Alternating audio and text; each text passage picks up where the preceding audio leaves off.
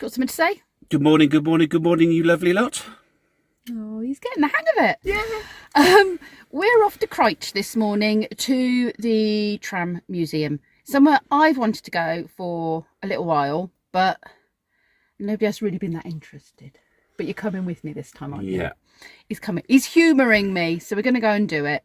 It'll be a fun thing to do. And then we're going into Bakewell. And we're going to have a Bakewell pudding. We won't talk about the amount of weight I've probably put on with the amount of potato and cakiness that I've been eating. We'll deal with that next week. Ready to go? Make it so. Let's go.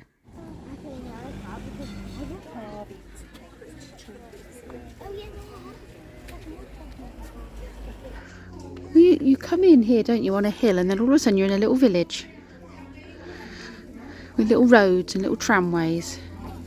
And lots of buildings.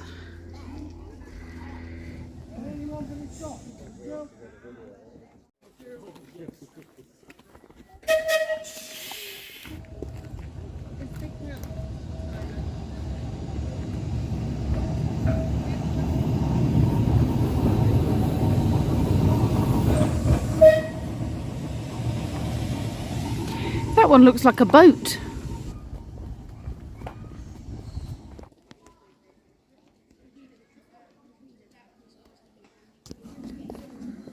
Wonder what that sign means. It's very ornate, isn't it? Do you know, it reminds me of a West End pub. The Red Lion Hotel. Very ornate.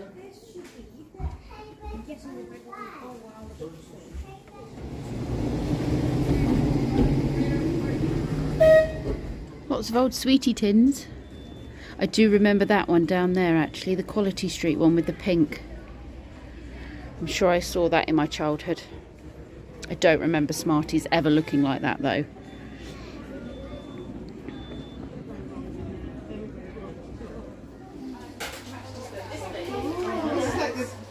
Proper old-fashioned sweet shop with all the sweets in jars at the back and weighing scales. Yeah, the light is shining on this, so it might not be easy to show you, but it's got different. This must have been how you made the sweets, because down there I can see the pear drops. That one there made pear drops, so it must have rolled them out as you pushed the sugar through, or the, you know, hot sugar mix through.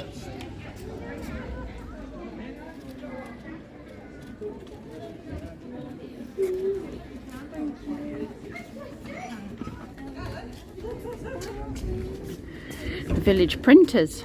Let's have a look in there.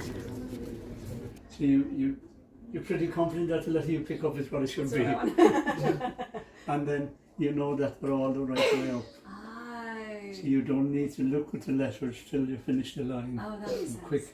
Quickly glance at it then. And that was invented 550 years ago. It's amazing, isn't it? In Germany. It's good that there's a revival. Called a small print company, they call themselves. And they do a lot of wedding invitations, function invitations, headed note paper, that kind of thing. Lee's just parked his vehicle for the day, and I'm just checking he's paid his dues. Have you paid your dues on the parking? Do you have to pay extra for a TARDIS, or is it the same as cars? That's cool, I like that. To be fair, if you don't get back in time, you could always go back in time and put more money in it, couldn't you?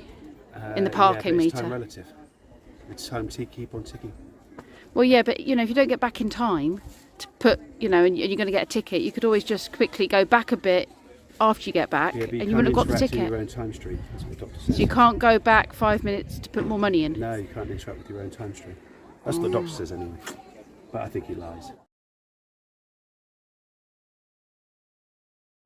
Not quite the TARDIS, is it, dear? No. Not really. Let's have a look. It's more like Jodie's TARDIS. With some lipstick and... There you go. Right. Oh no, there's no phone there either. I need to call Darrowby 381. But you can't. Oops. Oh no, you've broken it. Oh shush, it didn't happen. Nobody saw it. According to this very important piece of paper up here, it says this is the last button A and B telephone box on the public telephone network. It is a #1 design and came from Rochdale Hospital. Why does it have an, oh I see, A and B. What does the A and B do?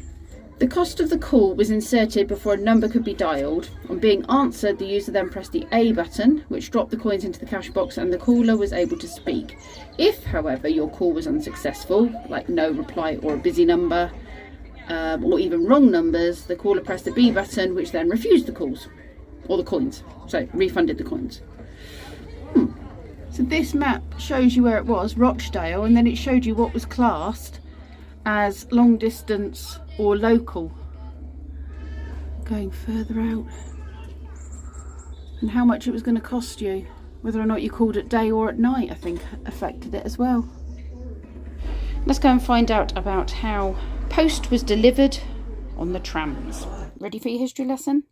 So back in the 1940s, many tramways with parcel services employed young boys from right down to the age of 12 or 14 who delivered the letters and the parcels, and these boys were called parcel boys. They took the job working 9 AM to 9 PM with a 2-hour lunch break. They could earn 14 shillings a week, which is around £27 in today's money. So the boys used to watch the conductors and the drivers. Then they used to pick up how they did those jobs, which then would get them a promotion. And then as they got older, they could go from being a parcel boy to a conductor to a driver, and then they were guaranteed really a job for life. The first parcel service ran on the trams in 1887, and the public could post letters for free at any of the stops that the tram went to. But if the tram had to stop only to collect the post, then you had to pay a penny, and that's where the penny black came in. So the first year that this was running, 269,145 letters were posted. And then trams even had post boxes on the trams so they could collect the last mail of the day at whatever time the tram finished running. So you really take the old stuff and refurb it like that. Yeah. Essentially last night with the MG stuff. Use the old stuff and make it new again. Yeah. Even look, is that the old wood or is that frames for things, guides, do you think? That'd be the old wood that's been saved, and what they'll do then, they'll just stick it on the jig and then copy the dimensions and just redo it. Use it as a guide.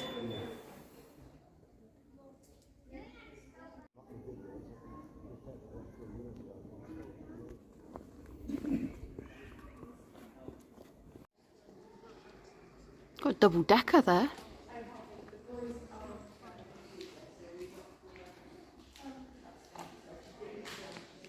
Some of them are looking a bit like buses. I suppose that's where the idea of buses came from. They've got a similar style to them. This picture shows that before trams they had these tram horses that took carts and what have you, but they were pooing everywhere and there was mud everywhere and overcrowding in cities meant that there was human waste and stuff just thrown out in the streets, and the whole thing was just a stinky, horrid, wretched mess.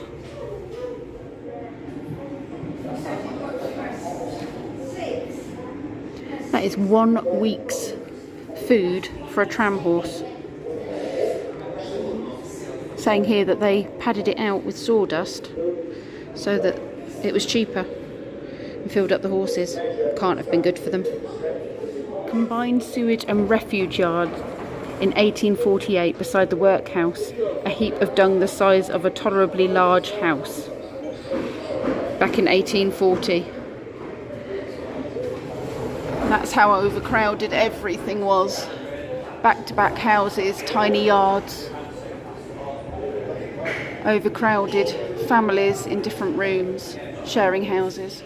There's one of the earlier trams that was pulled by the horses that I mentioned earlier, before they went all electric. Not the horses, the trams. That represents how much wee and poo one horse can provide in a day. You see how much was on the streets. You had road sweepers to clear the way for the posh people who had money, and they'd occasionally get tips. One of the 1870 horse trams that I was talking about in the other building.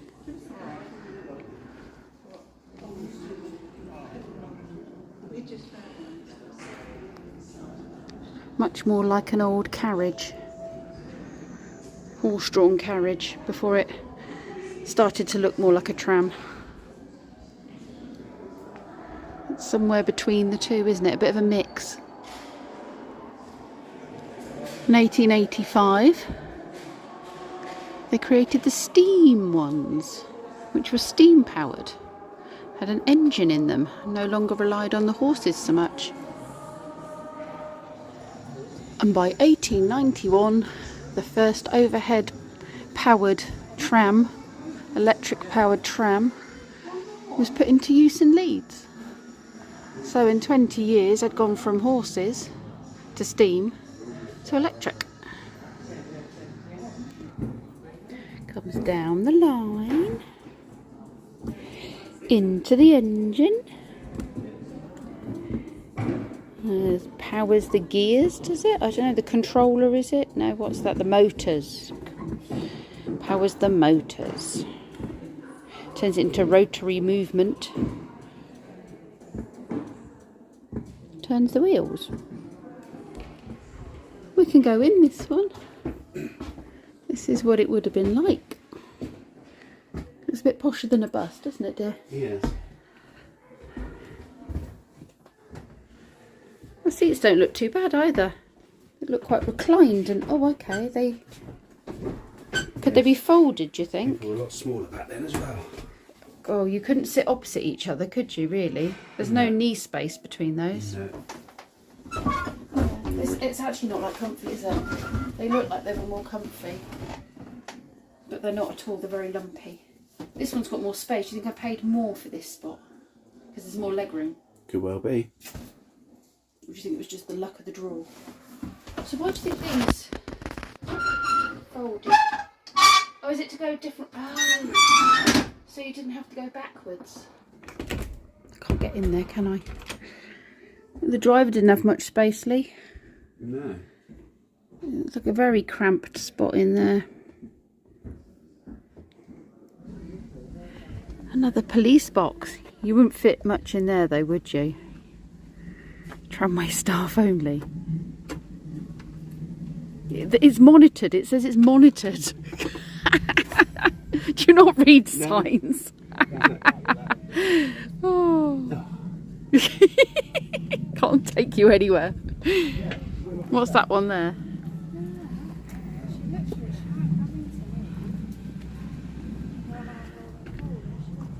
Oh, what's that? It's a Dalek. What is it?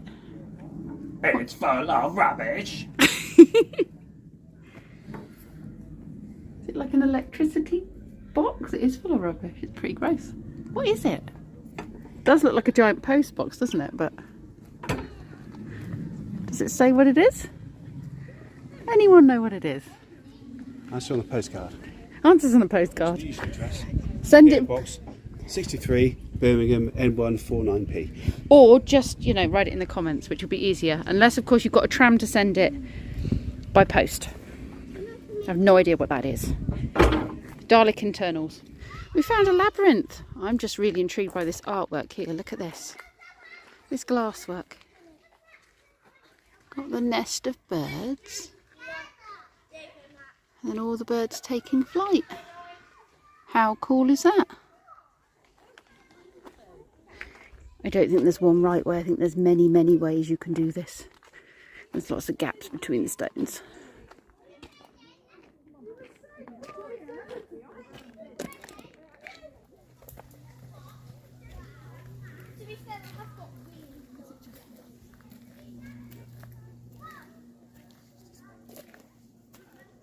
I'm getting a Stranger Things vibe about this, love.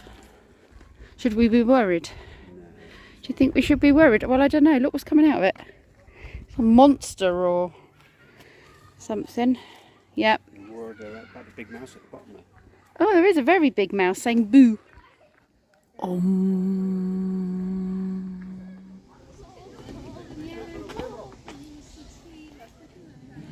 There's a troll under the bridge. Looks like he's been eating the bones of things. And it looks like he's eaten a few knights there with their shields.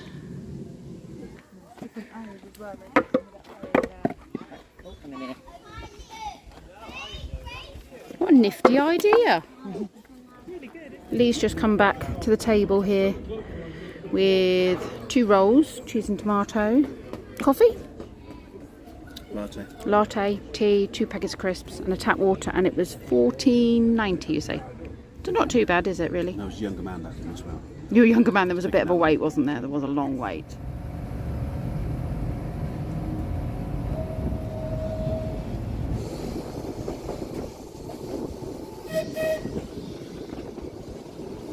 There's no room upstairs, downstairs, sweetheart. Very old quarry.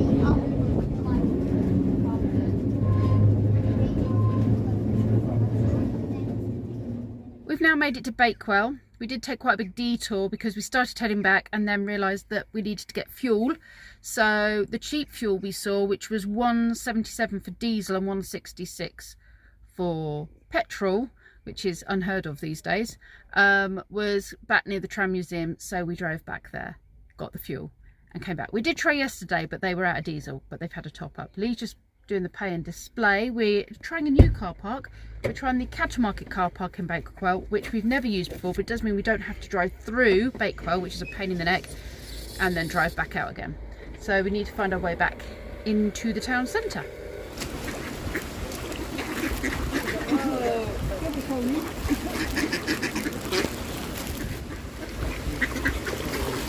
Oh my goodness. He wants that bit that duck's got.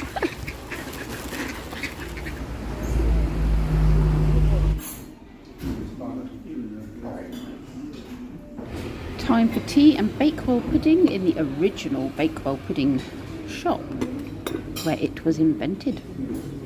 No less.